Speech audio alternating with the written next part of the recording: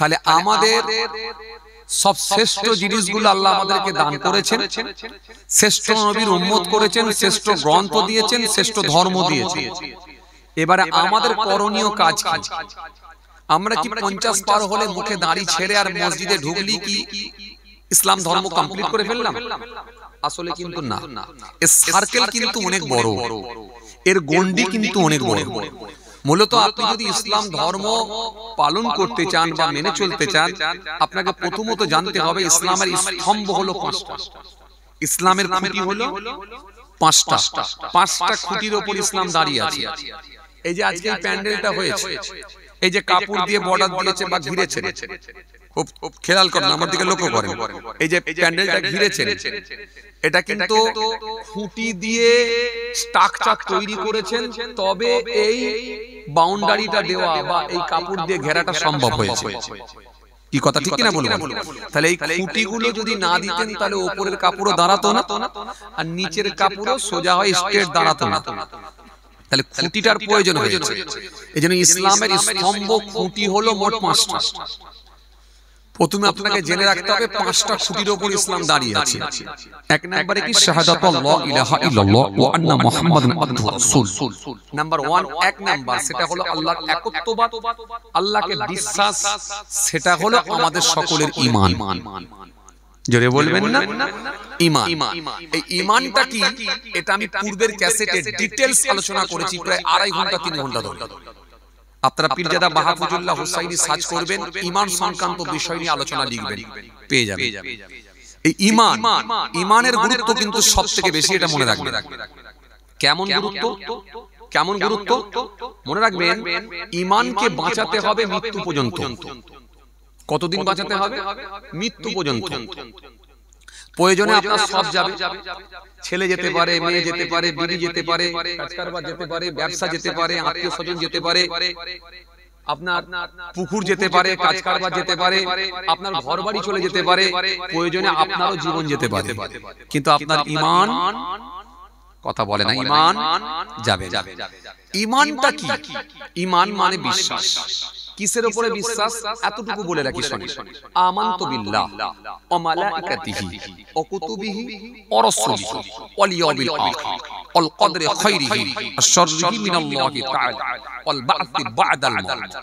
এই 7টা বিষয়ের উপরে বিশ্বাস স্থাপন করা বা মেনে নেওয়ার নাম হলো ঈমান। এবারে ঈমান কিসে চলে যায় আর কোন কোন কথাই কুফরি হয়ে যায়, এই নিয়ে বেশি আলোচনা করতে গেলে আবার অনেক সময় লেগে যাবে। শিরক করলে ঈমান নষ্ট হয়ে যাওয়ার সম্ভাবনা থাকে। কেন? শিরকের গুনাহ আল্লাহ maaf করবেন না। ইন্নাল্লাহা লা ইয়াগফিরু আন ইউশরাকা বিহি ওয়া ইয়াগফিরু মা দুনা যালিকা লিমান ইয়াশা ওয়া মা ইউশরিক বিল্লাহি ফাকাদ ইফতারা ইসমান আযীম। ইন্নাল্লাহা লা ইয়াগফিরু আন ইউশরাকা বিহি ওয়া ইয়াগফিরু মা দুনা যালিকা লিমান ইয়াশা ওয়া মা ইউশরিক বিল্লাহি ফাকাদ দাল্লা দালালাম বাঈদ। শিরক সম্পর্কে একাধিক আয়াত এসেছে। শিরকে আকবার, শিরকে আসগার, এই সমস্ত সম্পর্কে আলোচনা করতে গেলে অনেক সময় লেগে যাবে। যাই হোক, আমি আপনাদেরকে যেটা বোঝাতে চাইছিলাম, নালে আমি কমপ্লিট করতে পারবো না। তাহলে এতটুকু আপনারা এখন পর্যন্ত বুঝলেন, সবথেকে বেশি গুরুত্ব দিতে হবে কিসের? ঈমান। ঈমানটা কি? বিশ্বাস। আল্লাহর জায়গায় অন্য কাউকে স্থান দেওয়া যাবে না, আল্লাহর জায়গায় অন্য কাউকে আসন দেওয়া যাবে না, আল্লাহর জায়গায় অন্য কাউকে বসানো যাবে না। তাহলে কিন্তু আপনার ঈমান শেষ। কথা কি বুঝে আসছে? বুঝে আসছে? এই বিশ্বাস স্থাপন করা। কিসের উপরে বিশ্বাস? আমানতু বিল্লাহ, না দেখে আল্লাহ আছেন বিশ্বাস। ও মালাইকাতিহি, তিনার মালাইকা ফেরেশতারা আছেন বিশ্বাস। অকুতুবিহি, অকুতুবিহি, কিতাব সমূহের উপরে বিশ্বাস। যত আসমানি কিতাব এসেছে সমস্ত কিতাবের উপরে বিশ্বাস। যদি কেউ বলে আমি কালামুল্লাহ কোরআন শরীফ মানি কিন্তু ইনজিল কিতাব মানি না বা তাওরাত কিতাব মানি না, নাউযুবিল্লাহ মিন যালিক, তাহলে কিন্তু আপনার ঈমান নষ্ট হয়ে যাওয়ার সম্ভাবনা থাকতে পারে। কেন? আল্লাহ বলেছেন সমস্ত কিতাব সমূহের উপরে বিশ্বাস স্থাপন করতে হবে, যত আসমানি কিতাব এসেছে। কথা বুঝে আসছে? অন্যান্য নবী আম্বিয়া সালামদের উপরে যা কিতাব এসেছে এটাও বিশ্বাস করতে হবে। আর কালামুল্লাহ আমাদের কোরআন শরীফ আমাদের নবীর উপর আল্লাহ প্রেরণ করেছিলেন, সেটা বিশ্বাস করতে হবে। তাহলে কিতাব সুমের উপরে বিশ্বাস, অকুতুবিহি, এরপরে কি অরাসূলিহি, সমস্ত নবী আম্বিয়া সালামদের উপরে বিশ্বাস। যদি কেউ বলে আমি নবী মুহাম্মদ সাল্লাল্লাহু আলাইহি ওয়াসাল্লামকে মানি কিন্তু ঈসা রুহুল্লাহকে মানি না, নাউযুবিল্লাহ মিন যালিক, তাহলে ঈমান চলে যেত। যদি কেউ বলে নবী মুহাম্মদ সাল্লাল্লাহু আলাইহি ওয়াসাল্লামকে মানি কিন্তু আমি মুসা কালিমুল্লাহকে মানি না, তাহলে তার ঈমান চলে যাবে, নাউযুবিল্লাহ মিন যালিক। এটা বলা যাবে না। আপনাকে কিন্তু বিশ্বাস করতে হবে সমস্ত নবী আম্বিয়া সালামদের উপরে বিশ্বাস করতে হবে। আর আমাদের নবী আখিরি নবী হযরত নবী মুহাম্মদ মুস্তাফা সাল্লাল্লাহু আলাইহি ওয়াসাল্লাম, যিনার সম্মান আল্লাহ সবথেকে বেশি বৃদ্ধি করে দিয়েছেন, ইনি হলেন আমাদের নবী। এই বিশ্বাস রাখতে হবে। কথা বুঝলেন? তাহলে অরাসূলিহি, এরপরে কি ওয়ালিয়াউমিল আখির, পরকালের উপরে বিশ্বাস স্থাপন করা। জান্নাত আছে, জাহান্নাম আছে, আখিরাত আছে, কিয়ামত আছে, ফুলসিরাত আছে, মিজান আছে, ইত্যাদি ইত্যাদি, এই সব বিশ্বাস করা, টোটাল বিশ্বাসের উপরে ঈমান। ওয়ালিয়াউমিল আখির, এরপরে আল কদরি খায়রিহি ওয়া শাররিহি মিনাল্লাহি তাআলা, ভালো মন্দ যা হয়, তাকদীরে ভালো মন্দ যা কিছু ঘটে সব আল্লাহর হুকুমই ঘটে। এই জায়গাটা একটা সেনসিটিভ ব্যাপার, খুব সেনসিটিভ জায়গা, এটা খুব ডেঞ্জার জায়গা। এই জায়গাটাই কিন্তু আপনাকে খুব ভালো করে অ্যাক্টিভ হতে হবে। কেন জানেন? আমরা কিছু মানুষ আছি তো খুব স্বার্থপর মানুষ, কথা বলে আমার নিজের মেয়ের যখন বিয়ে হবে না, এই মেয়ের বিয়েতে যদি পানি হয় তখন দুঃখ প্রকাশ করে আর আল্লাহকে নিয়ে নানা রকম কুমন্তব্য, আর যখন অন্যজনের মেয়ের বিয়েতে পানি হচ্ছে না তখন বগল বাজাচ্ছে, ঠিকই হয়েছে, কথা বলে। এরকম কিছু মানুষ আছে না, কথা বলে। আমি নিজে যদি কারবারে লস খেয়ে যাই তখন দুঃখ প্রকাশ করছি, আল্লাহকে নিয়ে নানা রকম মন্তব্য করে দিচ্ছি, আর অন্যজন যদি বন্ধু এসে গল্প শোনায়, বন্ধু কারবারে লস খেয়ে গেছে, খুব ডাউন হয়ে গেছে, তখন মনে মনে এটা ঠিক হয়েছে, কথা বলে। এরকম কিছু লোক নাই, কথা বলছেন না কেন? আছে না? নাই, মানে নিজেরটা খুব ভালো বোঝে। আমি এটা বুঝাতে চাইছি যে নিজেরটা খুব ভালো বোঝে আর অন্যজনের যা পারে হোক। এরকম কিছু মানুষ আছে না? আছে। এই জায়গাটা খুব সেনসিটিভ জায়গা, কথা বুঝে আসছে? আপনি আছেন দিল্লিতে, আল্লাহ না করেন আপনার কাছে ফোন চলে গেল, বন্ধু ফোন করলো, শুনেছিস কি হয়েছে, তোর আব্বা মারা গেছে। হাউমাউ করে কান্না শুরু করে দিল, হাউমাউ করে কাঁদতে কাঁদতে, আমার আব্বা মারা গেল, হায় আল্লাহ, এটা তুমি কি করলে? আগে মরা দরকার ছিল দাদু, যেহেতু আমার দাদু আমার বাপের বাপ, সে বেঁচে রয়ে গেল 67 বছর বয়স, আর তুমি আমার আল্লাহ তুমি আমার বাপকে মেরে দিলে, এটা তোমার বিচার হলো? নাউযুবিল্লাহ মিন যালিক। আল্লাহ সম্পর্কে নানা রকম কুমন্তব্য করে ফেললেন, এই নেগেটিভ কমেন্ট করে ফেলবেন, এতে কিন্তু আপনার ঈমান চলে যাওয়ার আশঙ্কা থাকবে। কেন? আপনি নিজেই পড়েছেন তাকদীরে ভালো মন্দ যা হয় সব আল্লাহর হুকুমই হয়। তার মানে লস খেলো আল্লাহর মর্জিতে যেটা ছিল সেটাই হয়েছে। কারবারে যদি লাভ হয় তা তো আলহামদুলিল্লাহ, আল্লাহ দিয়েছেন, আমি অত্যন্ত আনন্দিত। বাপ মরে গেছে, ইন্না লিল্লাহি ওয়া ইন্না ইলাইহি রাজিউন, সবর করা, সবর করা, সবর করা। নিজের মেয়ের বিয়েতে পানি হচ্ছে, সবর করা। আল্লাহর যেটা মর্জি ছিল হয়েছে, নিশ্চয়ই এর মধ্যে কিছু ভালাই আছে। এই আল্লাহর প্রতি নারাজ হলে হবে, তাহলে কিন্তু আপনার ঈমান চলে যাবার সম্ভাবনা থাকে। এটা মনে রাখবেন, ভালো মন্দ যা হয় সব আল্লাহর হুকুমে হয়। বুঝা গেল?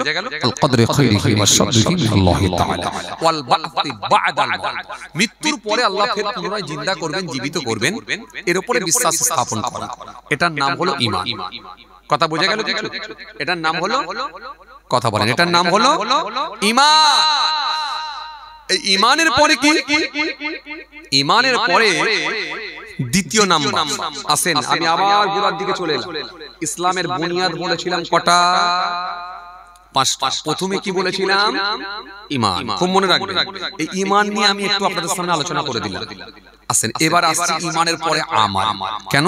কোরআন শরীফের মধ্যে আল্লাহ রাব্বুল আলামিন বলেছেন, ইন্নাল্লাযীনা আমানু ওয়া আমিলুস সলিহাত কানাত লাহুম জান্নাতুল ফিরদাউসি নুজুলা, নিশ্চয় যারা ঈমান এনেছে এবং পৃথিবীর জমিনে সৎ কর্ম ভালো কাজগুলো করেছে তাদের জন্য রয়েছে আমার জান্নাতুল ফিরদাউস। একটু জোরে বলবেন না, খুশি মনে হয় না? তাহলে আগে ঈমান, তারপরে আমাল। ঈমান বাঁচিয়ে আমাল। তাহলে এখানে ইসলামের 5টা স্তম্ভের ভিতরে প্রথমে ঈমান, তারপরে কি? ইকামিস সালাহ। দ্বিতীয় নম্বরে হলো সালাত আদায় করা।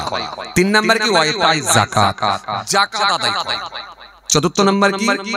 তৃতীয় নম্বর, চতুর্থ নম্বর কি? ওয়াল হজ, হজ পালন করা, অসমি রমজান। পঞ্চম নম্বরে হলো রোজা রাখা। তাহলে এই হজ আর যাকাত খুব ভালো করে বুঝে নাও, সংক্ষেপে আমি টাচ দিচ্ছি। হজ আর যাকাত এটা কিন্তু সবার জন্য নয়। সাহেবে নিসাব যারা, আর্থিক অবস্থা যাদের সচ্ছল, যারা বড় লোক এবং কোরআনের একটা কোরআন হাদিসের একটা মাপকাঠি আছে, শরীয়তের মাপকাঠি আছে, এই মাপকাঠি দিয়ে যদি তাকে বোঝা যায় যে সাহেবে নিসাব হয়ে গেছেন, সাহেবে নিসাব, তার জন্য হজ আর যাকাত বর্তাবে, বাকি কিন্তু তার জন্য হজ আর যাকাত লাগবে না। কথা বুঝে গেল? তাহলে সার্বিকভাবে আমরা কিন্তু মেনে চলবো কটা কাজ? তিনটে। এক নম্বরে ঈমান, দ্বিতীয় নম্বরে নামাজ, তিন নম্বরে রোজা। তাহলে এই তিনটে কাজ কিন্তু আমাদের প্রত্যেকই করতে হবে। মনে থাকবে তো? এই মনে থাকবে ইনশাআল্লাহ? মনে থাকবে। আচ্ছা, এরপরে আমাদের করণীয় কাজ কি আছে? আসেন, কিছু করণীয় কাজ আছে। সেটা কি? ওয়াবুদুল্লাহ ওয়ালা তুশরিকু বিহি শাইয়্যা ওয়া বিল ওয়ালিদাইনি ইহসান ওয়া বিল কুরবা ওয়াল ইয়াতামাল মাসাকিন ওয়াল জারিল কুরবা ওয়াল জারিল জুনুব ওয়াস সাহিবি বিল জানবি ওয়াবনিস সাবিল ওয়া মালাকাত আইমানুকুম ইন্নাল্লাহা ইউহিব্বু মান কানা মুখতালান ফাখুরা। সূরা নিসা থেকে ছোট্ট একটা আয়াত, ছোট্ট কিছুটা অংশ আয়াত, সূরা নিসার কিছুটা অংশ আপনাদের সামনে পড়লাম। এই আয়াতের মধ্যে আল্লাহ রাব্বুল আলামিন কিছু পজিটিভ আয়াত দিয়েছেন। বান্দাকে করতে হবে, কি করতে হবে? বান্দাকে শিরক মুক্ত থাকতে হবে। মা বাপ থাকলে মা বাপের সঙ্গে ভালো ব্যবহার, ভালো আচরণ করতে হবে, খেদমত করতে হবে, বাম্মার মুখে হাসি ফোটাতে হবে, আত্মীয়ের সঙ্গে সুসম্পর্ক রাখতে হবে, এতিম মিসকিনের সঙ্গে ভালো আচরণ, ভালো ব্যবহার করতে হবে। যারা অনাত্মীয় অর্থাৎ আপনার আত্মীয় নয়, তাদের সঙ্গেও ভালো ব্যবহার করতে হবে, ভালো আচরণ করতে হবে, মিষ্টি ব্যবহার করতে হবে। প্রতিবেশীর সঙ্গে ভালো ব্যবহার করতে হবে। হিন্দু হোক, মুসলিম হোক, খ্রিস্টান হোক, যেই হোক, আপনি বেরোলি হাসি মুখে কথা বলতে হবে। মুসলমান দেখলেন আসসালামু আলাইকুম ওয়া রাহমাতুল্লাহ, তিনি আপনাকে বলেন ওয়া আলাইকুম আসসালাম, ভাই ভালো আছেন, একটু হাসি মুখে মিষ্টি মুখে মার্জিত ভাষায় কথা আপনাকে বলতে হবে। কথা কিছু বুঝে আসছে বাবাজি? খুব ভালো করে ধ্যান দেন। আমি আপনাদের সামনে একদম বাঁচার ওয়াজগুলো করছি, কোনো লম্বা চওড়া ওয়াজ করছি না, খালি বাঁচার ওয়াজগুলো করে দিচ্ছি। তাহলে এই প্রতিবেশীর সঙ্গে ভালো আচরণ করতে হবে এবং প্রতিবেশী যারা নয় তাদের সঙ্গেও ভালো ব্যবহার করতে হবে, মিষ্টি মুখে কথা বলতে হবে, হাসি মুখে কথা বলতে হবে। কথা কিছু বুঝে গেল? জি। তবে কথা মানুষের সঙ্গে বলবেন কিন্তু কম কথা বলবেন। দুটো জিনিস অভ্যাসে পরিণত করবেন, একটা হচ্ছে কম কথা বলবেন আর একটা হচ্ছে কম খাবেন। কথা কিছু বুঝতে পারেননি আমার?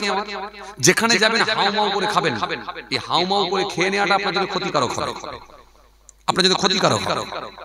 এজন্য রাসূল শিখিয়েছেন পেটের মধ্যে তিনটে ভাগ করবেন, এক ভাগ পানি, এক ভাগ খাবার খানা আর এক ভাগ ফাঁকা।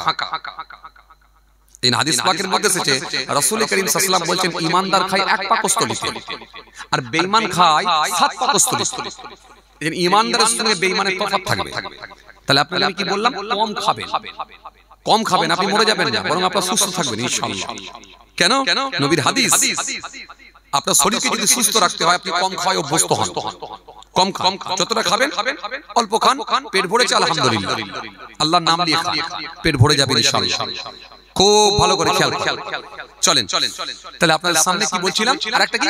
কম কথা বলবেন, মানে অনর্থক কথা বলবেন না, বেফাস কথা বলবেন না, বাজে কথা বলবেন না, কাউকে ধারণা করে আন্দাজে কমেন্ট করবেন না, মাচাই বসবেন না, ক্লাব ঘরে যাবেন না, চায়ের দোকানে গিয়ে 2-2.5 ঘন্টা 3 ঘন্টা ধরে সময় দেবেন না।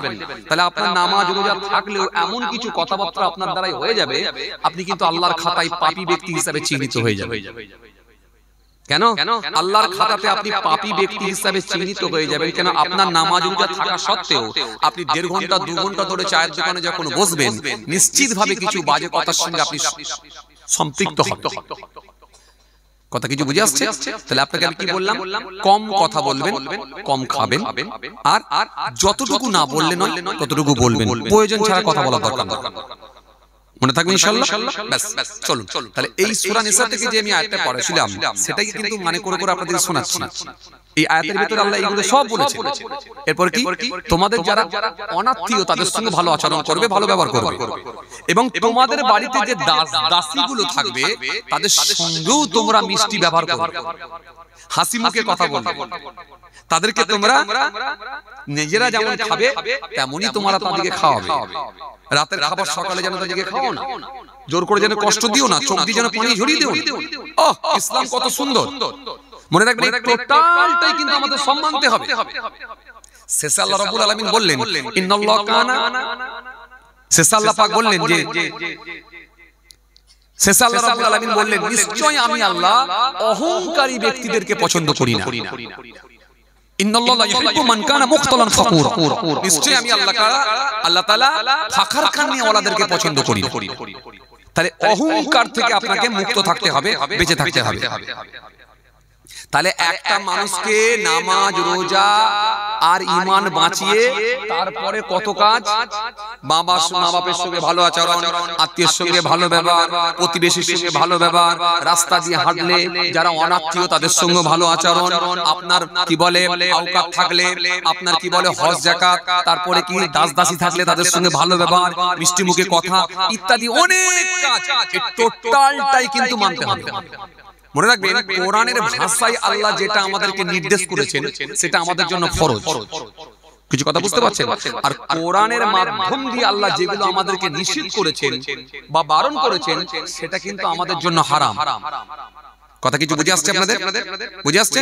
কোরআনের মাধ্যম দিয়ে আল্লাহ যেগুলো আমাদেরকে আদেশ করেছেন বা নির্দেশ করেছেন সেগুলো আমাদের জন্য কিন্তু ফরজ হয়ে গেছে। তাহলে টোটাল মানতে হবে। এবার আসুন, তাহলে এতক্ষণ পর্যন্ত আমরা কি বুঝলাম? ঈমান বাঁচিয়ে আমল করতে হবে, তিনটে মেন, নামাজ রোজা ঈমান, তারপরে এত কাজ আমাদেরকে করতে হবে, টুকটুক করে একটা একটা করে চালিয়ে যেতে হবে। এবার আসুন, এগুলো সব কিন্তু আমলে পরিণত হবে। আর আমলের ভিতরে এবারে সবথেকে গুরুত্বপূর্ণ আমল বা সবথেকে পছন্দনীয় আমল আল্লাহর কাছে, এবার সেটা কোনটা এবারে জেনে কেন আমরা ঈমান জেনেছি, আমল অনেক বুঝেছি, এই আমলের ভিতরে এবারে সবথেকে গুরুত্বপূর্ণ আমল কোনটা জেনে খুব ভালো করে রাসূল করিম সাল্লাল্লাহু আলাইহি ওয়াসাল্লামকে জিজ্ঞাসা করা হলো, আইয়ুন নাস খায়রুন ইয়া রাসূলুল্লাহ, ইয়া রাসূলুল্লাহ হাবিবাল্লাহ হুজুর, কোন মানুষটা সবথেকে উত্তম মানুষ হুজুর? আমি কি টান দিইনি বলে আপনাদের প্রবলেম হচ্ছে? টান একটু দিয়ে দেবো, কোনো অসুবিধা নেই, একটু গরম করছি, মেশিন একটু গরম হচ্ছে, হোক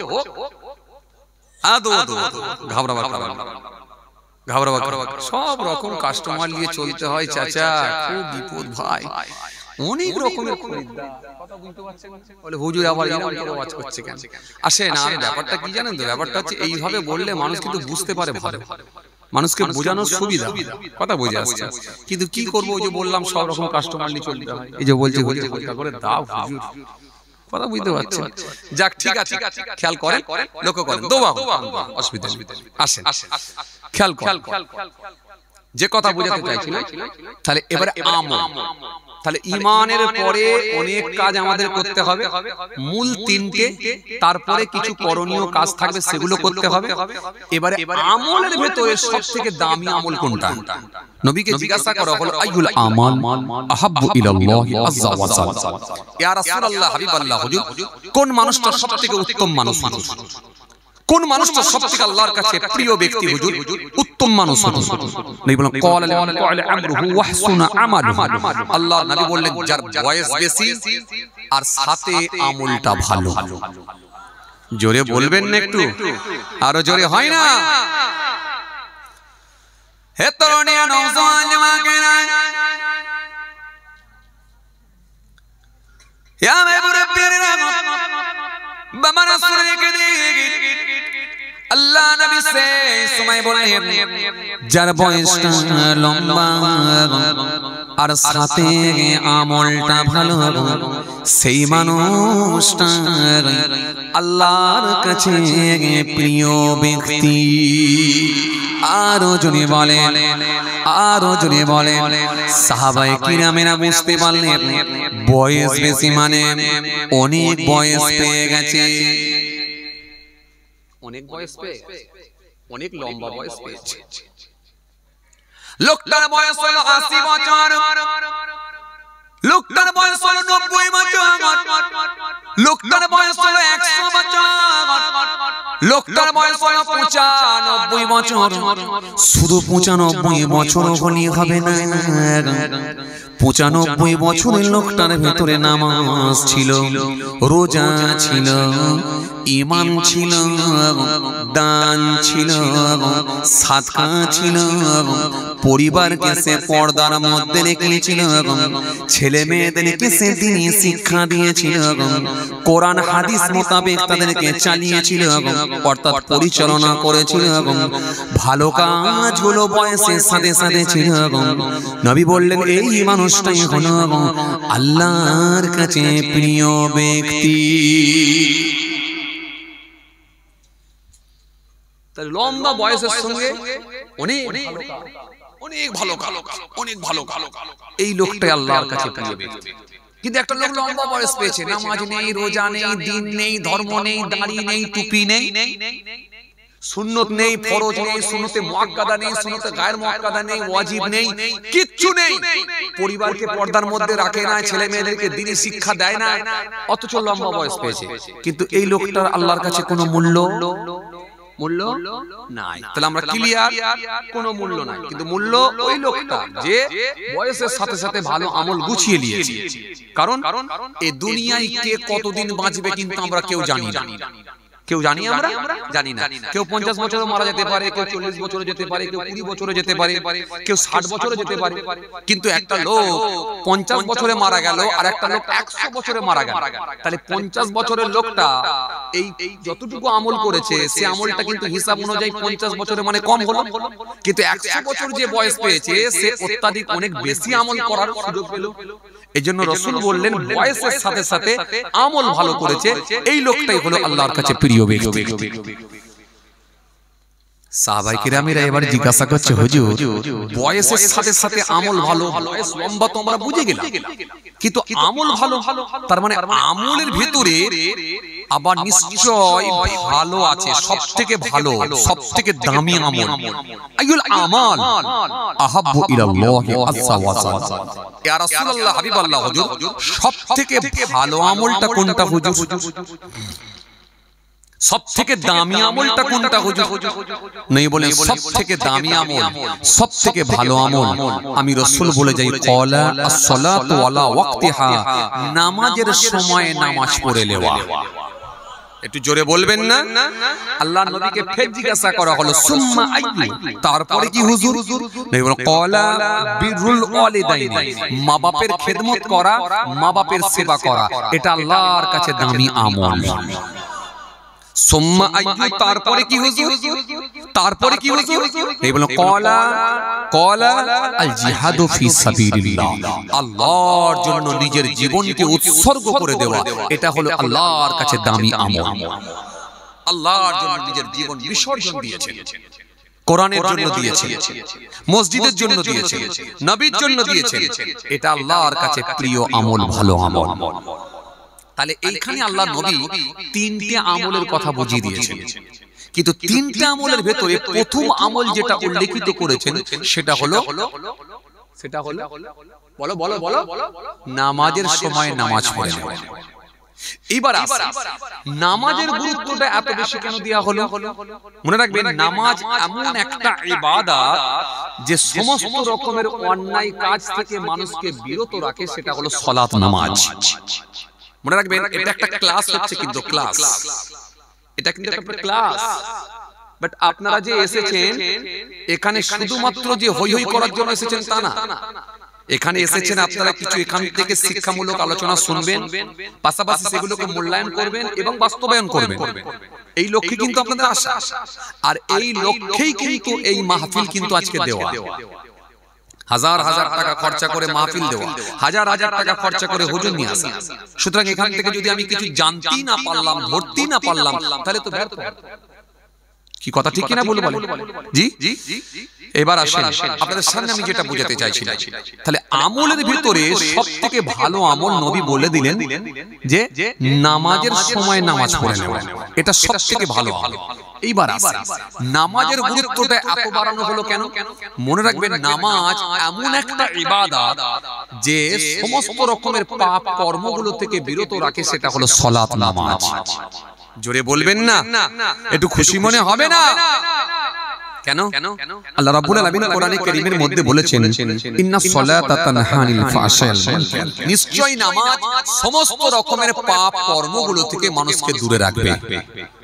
জোরে বলবেন, নিশ্চয়ই নামাজ সমস্ত রকমের অশ্লীলতা, সমস্ত রকমের খারাপ কাজ থেকে মানুষকে দূরে রাখবে।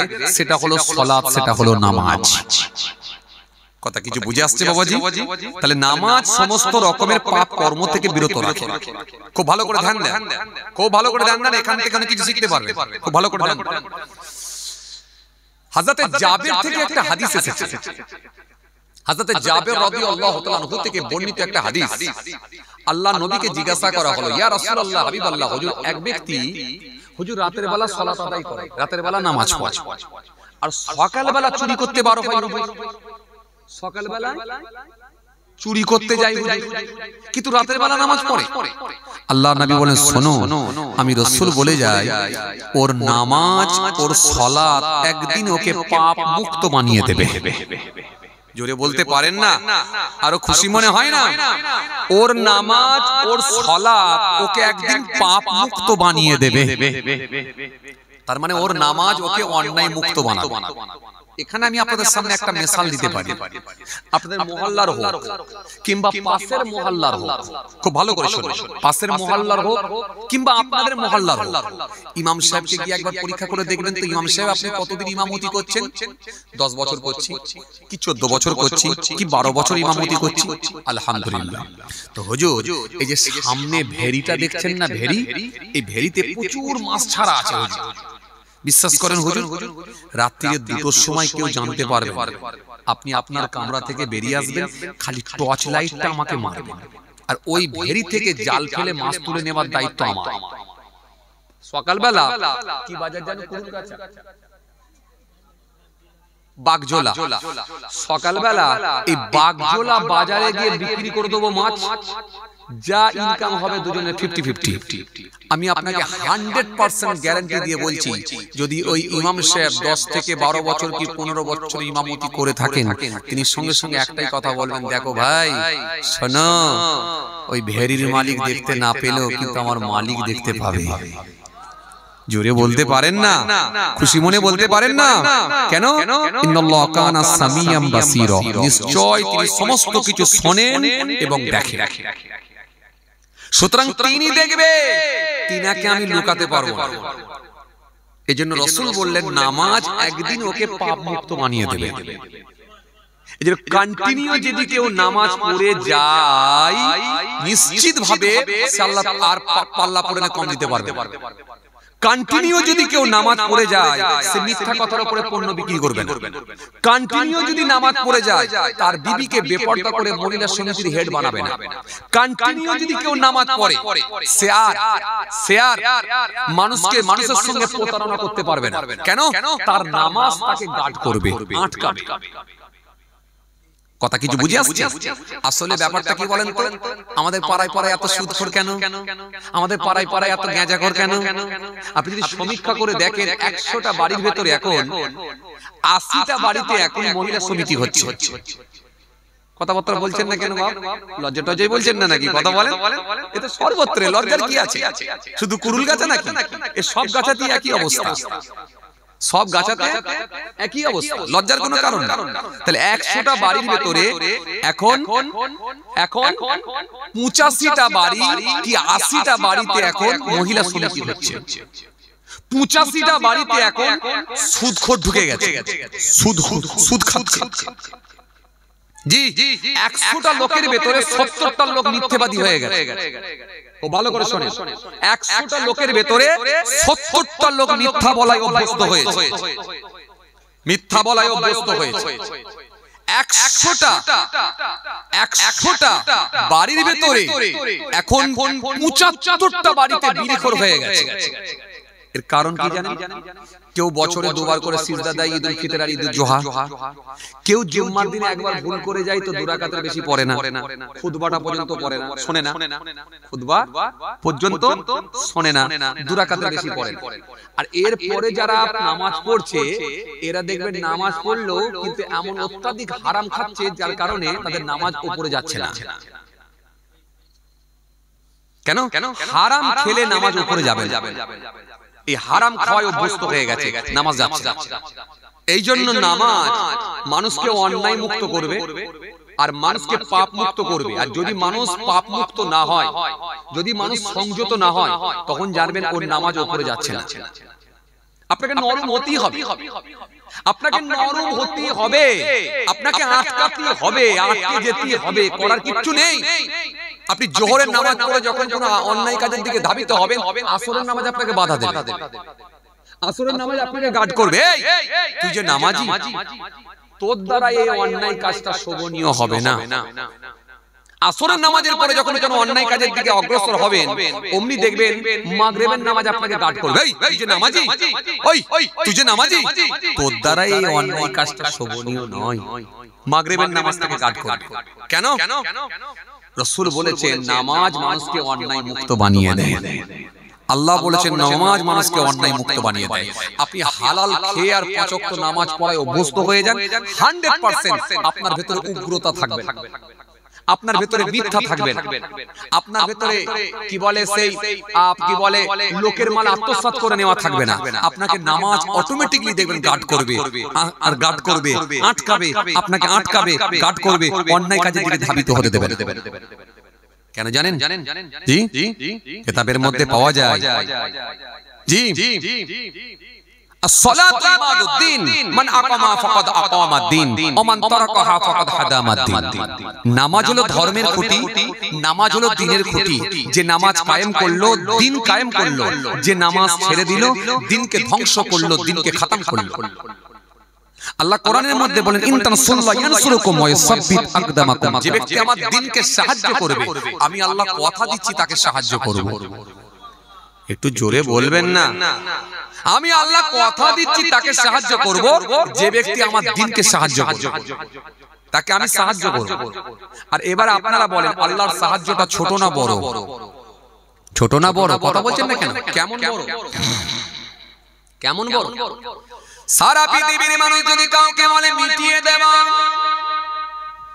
সারা পৃথিবীর মানুষ যদি, সারা পৃথিবী যদি আপনার বিপক্ষে চলে যায়, আর আমার মালিক যদি আপনার পক্ষে থাকে, মনে রাখবেন পৃথিবীর কোনো ক্ষমতা নাই যে আপনাকে নির্মূল করে দিতে পারে। কেন? আমার রবের সাহায্য আপনার উপরে আছে। আরো জোরে বলেন, আরো জোরে বলেন। মুসা কালিমুল্লাহকে মারার চেষ্টা করেছিল ফেরাউন। একটা, দুটো, তিনটে নয়, কম বেশি প্রায় মিশরের জমিনে 40,000 বাচ্চাকে হত্যা করেছিল ফেরাউন। খালি আমার দেশে একজন বাচ্চা জন্মগ্রহণ করবে, যার হাতে আমার রাজ্য চলে যাবে, এটা কিন্তু মেনে নেওয়া যাবে না। সুতরাং পুত্র সন্তান হলি মেরে ফেল, হত্যা করো। এই মুসা কালিমুল্লাহর ওয়াজ আপনাদের জানা আছে। মুসা নবীকে মারার টার্গেটে 40,000 পুত্র সন্তানকে মারা হলো, কিন্তু আল্লাহ বলেন মুসাকে আমি বাঁচাবো। মুসাকে মারার মতো ক্ষমতা কারণ না, কেননা আমার মুসা বড় হবে, ফেরাউনের ঘরে দিয়ে গিয়ে আমি আল্লাহ বড় করে, আমি আল্লাহ ওকে সাইজ করব মুসাকে দিয়ে। এজন্য মুসা নবীর উপরে আল্লাহর সাহায্য ছিল।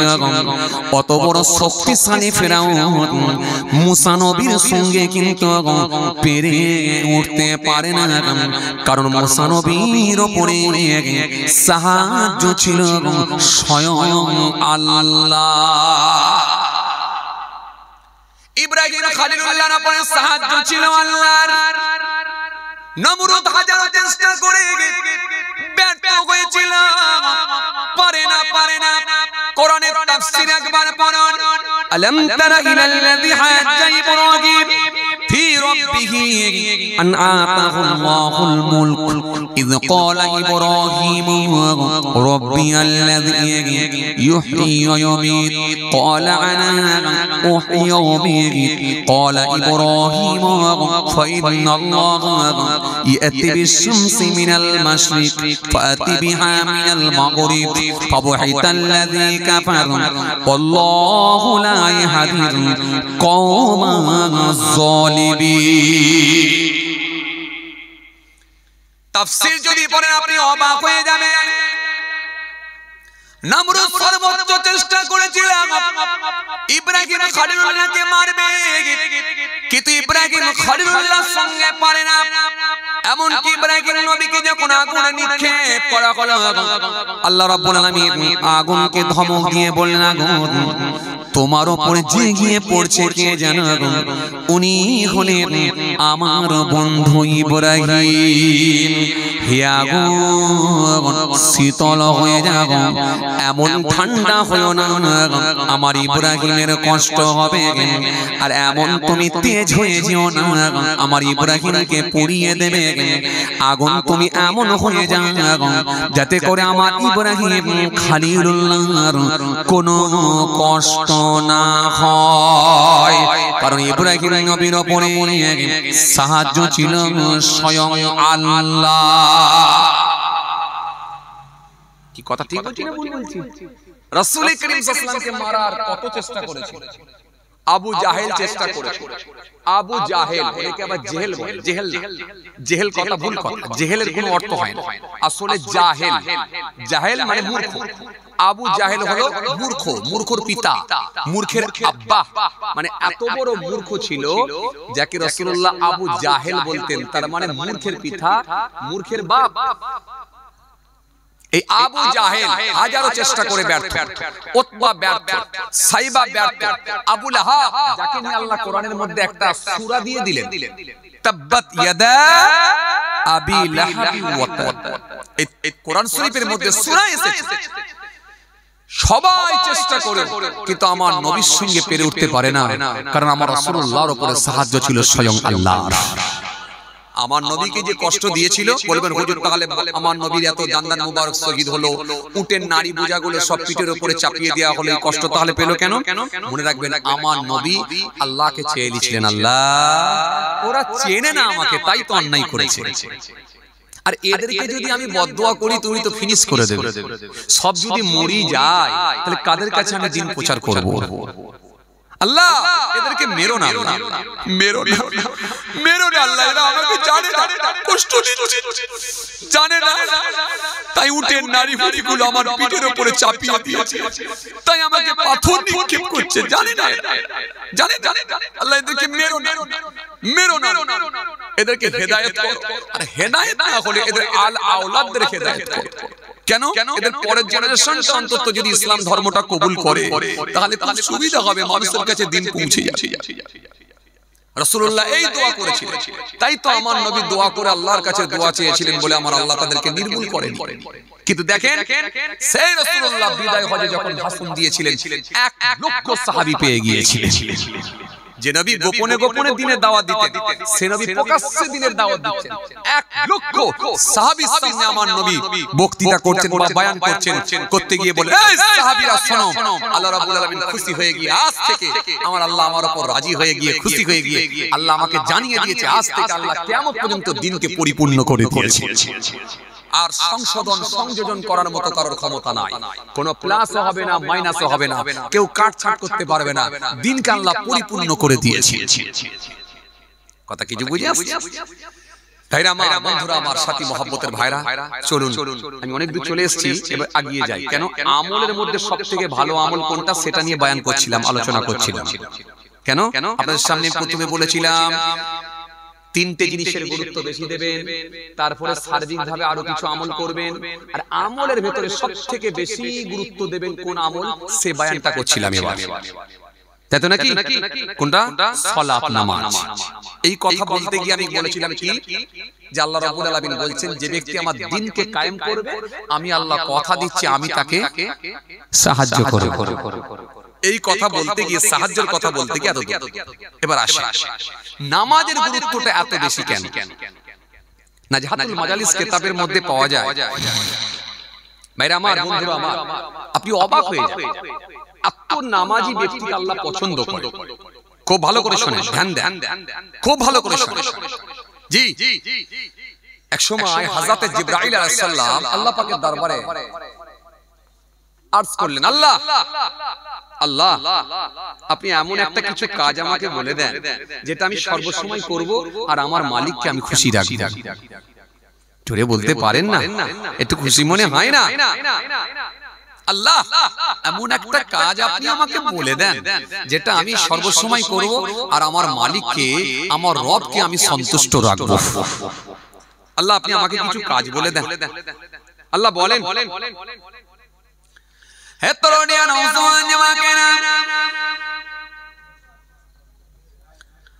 ইয়া মাই মুরাব্বির বাবা রাসূলের কিতাবের মধ্যে পাওয়া যায় হযরত জিবরাইল ফেরেশতা আল্লাহ পাকের দরবারে আরজ করলেন, ও আমার আল্লাহ, ও আমার মালিক, ও আমার প্রভু, আপনি আমাকে এমন একটা কিছু কাজ বলে দেন যেটা আমি সর্বসময় করব আর আমার মালিককে আমি রাজি রাখব, আমার রবকে আমি খুশি রাখব। কেন আমি চাই না আমার রব আমার উপরে বেজার হয়ে যাক, আমি চাই না আমার মালিক আমার উপর অসন্তুষ্ট হয়ে যাক, এটা কিন্তু আমি চাই না। আমার আল্লাহ সেই সময় বলেন, শোনো জিবরাইল, তুমি আমাকে খুশি রাখবে, তুমি আমাকে সন্তুষ্ট রাখবে, তুমি আমাকে রাজি করবে। কেমন করে তুমি আমাকে রাজি করবে? রাজি করার মতো তোমার কোনো ক্ষমতা নাই। হে জিবরাইল, শোনো শোনো, আমি আল্লাহ যা কিছু বানিয়েছি, আগামী তো যা কিছু বানাবো, সবকে যদি আমার কুদরতি পায়ের সামনে রেখে দেয়া হয়, আমি আল্লাহকে রাজি করা সম্ভব নয়। হে জিবরাইল, শুনে রাখো, আমি আল্লাহ যা বানিয়েছি, লৌহে মাহফুজ থেকে শুরু করে, আরশ থেকে শুরু করে, জান্নাত জাহান্নাম থেকে শুরু করে, যা কিছু আমি আল্লাহ বানিয়েছি, নবমণ্ডল ভূমণ্ডলে যা বানিয়েছি, আগামী তো যা কিছু বানাবো, সবকে যদি আমার কুদরতি পায়ের সামনে জমা করে দাও, মনে রেখো আমি আল্লাহকে রাজি করতে পারবেন না, আমি আল্লাহকে রাজি করা সম্ভব না। আমি আল্লাহ তখনই রাজি হয়ে যাই, তখনই খুশি হয়ে যাই, যখন কোনো গোলাম আমি আল্লাহকে রাজি করার জন্য একবার খালি আল্লাহু আকবার বলে নামাজে দাঁড়িয়ে যায়, রুকুতে চলে যায়, সিজদায় চলে যায়, সুবহানা রাব্বিয়াল আলা বলে যখন ডাক দেয়, আমি আল্লাহ এত খুশি হয়ে যাই, ওই বান্দার উপরে আমি আল্লাহ সবথেকে বেশি সন্তুষ্ট হয়ে যায়। ওই বান্দার উপরে, ওই গোলামের উপরে আমি সবথেকে বেশি রাজি হই, সবথেকে বেশি, সবথেকে বেশি রাজি। কেন? গোলাম যখন আমাকে স্মরণ করে আমি আল্লাহ বড় খুশি হয়। কিতাবের মধ্যে পাওয়া যায় হযরত জিবরাইল ফেরেশতা সেই সময় বলে, আল্লাহ, ও আমার আল্লাহ, বুঝতে আমি পেরেছি, তার মানে সিজদা দেওয়াটাকে আপনি বেশি পছন্দ করেন, সিজদা দেওয়াটাকে আপনি বেশি ভালোবাসেন। তবে আমি জিবরাইল এমন আপনাকে সিজদা দেব, আমি আশা রাখবো আমার মতো আর দ্বিতীয় কেউ সিজদা দিতে পারবে না। ও আমার মালিক, আমি আপনাকে সিজদা দেব, সিজদা দিয়ে আপনাকে খুশি করব। কিতাবের মধ্যে পাওয়া যায় হযরত জিবরাইল ফেরেশতা আল্লাহু আকবার বলে সিজদায় পড়ে গেলেন কুদরতি পায়েতে। এই যে সিজদা দিলেন, সিজদাটা এত লম্বা হয়ে গেল, কিতাবের মধ্যে পাওয়া যায় কোন কোন বর্ণনায় পাওয়া যায় 30,000 বছর কেটে গেল, আবার কোন কোন বর্ণনায় পাওয়া যায় 30 লক্ষ বছর কেটে গেল। জোরে হবে না, আরো জোরে হয় না? 30 লক্ষ বছর পরে আমার মালিক একদিন ডাক দিলেন, হে জিবরাইল মাথা তোলো, ও জিবরাইল মাথা তোলো। অনেক সিজদা দিয়েছো জিবরাইল, মাথা তোলো। হযরত জিবরাইল মাথা তুললেন, তুলে বললেন মালিক আপনি কি আমার উপরে এবারে খুশি? আপনি কি এবার আমার উপর রাজি? আমার রব সেই সময় বললেন, ও জিবরাইল তুমি আমাকে সিজদা দিয়ে খুশি করতে চেয়েছো, তবে আরশের দিকে একবার তাকিয়ে দেখো। হযরত জিবরাইল আরশের দিকে তাকিয়ে দেখলেন লা ইলাহা ইল্লাল্লাহু মুহাম্মাদুর রাসূলুল্লাহ সাল্লাল্লাহু আলাইহি ওয়াসাল্লাম। আরো জোরে বলে। হযরত জিবরাইল যখন আরশের দিকে তাকালেন, তাকিয়ে বললেন মালিক আমি বুঝতে পারছি না, আপনি প্রথমে তো আপনার নাম লিখেছেন লা নেই কি নেই ইলাহা, কোন মাবুদ, কোন স্রষ্টা, কোন সৃষ্টিকর্তা নেই, কোন মাবুদ নেই, কোন স্রষ্টা নেই, কোন সৃষ্টিকর্তা ইল্লাল্লাহ কেবলমাত্র আল্লাহ ছাড়া, আল্লাহ ছাড়া কোন মাবুদ নাই, আল্লাহ ছাড়া কোন স্রষ্টা নাই, আল্লাহ ছাড়া কোন সৃষ্টিকর্তা নাই। এখন পর্যন্ত আমি বুঝে নিয়েছি ও মালিক, কিন্তু মুহাম্মাদুর রাসূলুল্লাহ সাল্লাল্লাহু আলাইহি ওয়াসাল্লাম ইনি কে, এটা তো আমি এখনো বুঝতে পারলাম না। আল্লাহ একটু আমাকে জানিয়ে দেয়। আমার আল্লাহ সেই সময় বললেন শোনো ও জিবরাইল, শুনে রাখো ইনি কে জানো, যাকে আমি সবথেকে বেশি ভালোবাসি, ইনাকে আমি সবথেকে বেশি ভালোবাসি। ইনি হলেন আমার হাবিব, ইনি হলেন আমার দোস্ত, ইনি হলেন আমার বন্ধু, যিনাকে না পাঠালে আমি আল্লাহ কিছুই বানাতাম না, পৃথিবী বানাতাম না, আসমান বানাতাম না, চাঁদ বানাতাম না, সূরজ বানাতাম না, নবমণ্ডল ভূমণ্ডলের কোন জিনিসই বানাতাম না, সবকিছু আমি আল্লাহ বানিয়েছি, আমার হাবিবের ওসিলাতে বানিয়েছি। আরো জোরে বলেন, আরো জোরে বলেন। তাই তো কোরআনের মধ্যে আল্লাহ সুন্দর করে ঘোষণা দিলেন ইয়া আইয়ুহাল্লাযীনা আমানুস্তাজিবু লির-রাসূল ইযা দাআকুম ইয়া আইয়ুহাল্লাযীনা আমানু লা তারফাউ আসওয়াতাকুম ফাওকা সাওতিন নবী। কোরআন শরীফের মধ্যে আল্লাহ বললেন মা'তাকুম রাসূল ফাখুযুহু ওয়া মা নাহাকুম আনহু ফান্তাহু। কোরআনের মধ্যে এক জায়গায় নয়, একাধিক জায়গায় আল্লাহ আয়াত দিয়েছে, কম বেশি প্রায় 1400 জায়গায় তারা হাবিবুল্লাহর কথা তুলে ধরেছে। কোরআন শরীফকে আল্লাহ এত সুন্দর করে সাজিয়েছে। শীতকালের কথা 5 জায়গায় বলেছেন, গ্রীষ্মকালের কথা 5 জায়গায় বলেছেন, আজানের কথা 5 জায়গায় বলেছেন, 13 জায়গায় দরিদ্রতা নিয়ে আলোচনা করেছেন, সচ্ছলতা নিয়ে 26 জায়গায় আলোচনা করেছেন, সচ্ছলতা নিয়ে 26 জায়গায় আলোচনা করেছেন, 13 জায়গায় দরিদ্রতা নিয়ে আলোচনা করেছেন, 115 জায়গায় পৃথিবীর বর্ণনা দিয়েছেন, 115 জায়গায় আখিরাতের বর্ণনা দিয়েছেন। আমার আল্লাহ তো সুন্দর করে সাজিয়েছেন। 77 জায়গায় আমার আল্লাহ জান্নাত নিয়ে বর্ণনা করেছেন, 77 জায়গায় আমার আল্লাহ জাহান্নাম নিয়ে বর্ণনা করেছেন। ইবলিস শয়তানকে নিয়ে আমার আল্লাহ 88 জায়গায় বর্ণনা করেছেন। ইবলিস শয়তানকে নিয়ে 88 জায়গায় আলোচনা করেছেন। 88 জায়গায় আমার আল্লাহ ফেরেশতাকে নিয়ে আলোচনা করেছেন। 117 জায়গায় শাস্তির কথা আল্লাহ উল্লেখিত করেছেন। 234 জায়গায় ক্ষমার কথা আল্লাহ উল্লেখিত করেছেন।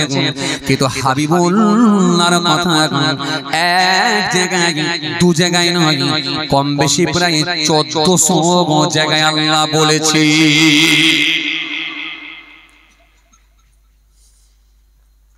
কিছু কথা বুঝতে পারছেন বাবাজি? শোনো জিবরাইল, এবার আমি তোমাকে বলি কিছু কথা শোনো। শোনো, এটা আমার হাবিবুল্লাহ, আমার দোস্ত, আমার বন্ধু। কোথাও আল্লাহ